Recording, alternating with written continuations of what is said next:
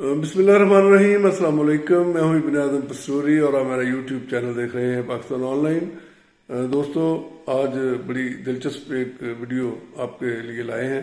मिसबा सईद हैं और ये पाकिस्तान क्रिकेट टीम की कारकर्दगी पर इन्होंने बहुत बड़ा सवालिया निशान खड़ा कर दिया है और ख़ास तौर पर इनका जो मौक़िफ़ है बड़ा दिलचस्प है।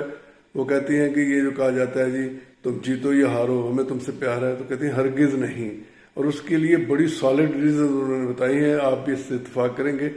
आइए मुलाहिज़ा फरमाएं इनके रिमार्क्स मिसबा सईद साहिबा।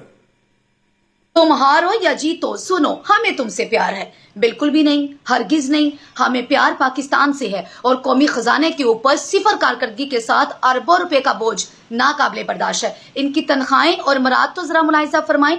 चीफ सिलेक्टर और हेड कोच की माहाना सैलरी 32 लाख रुपया है और 31 डायरेक्टर और जनरल मैनेजर हैं जिनकी तनख्वाह 10 से 15 लाख रुपया है और वकार यूनुस समेत 5 कोच हैं जिनकी सैलरी 20 लाख रुपया फी कोच सैलरी है।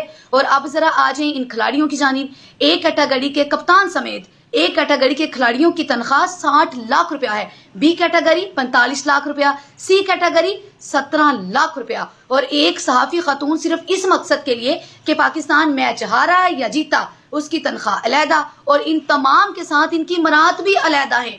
अब आप ये बताएं कि सिफर कारकर्दगी के साथ कौमी खजाने के ऊपर अरबों रुपए का बोझ किसी सूरत काबिल कबूल है?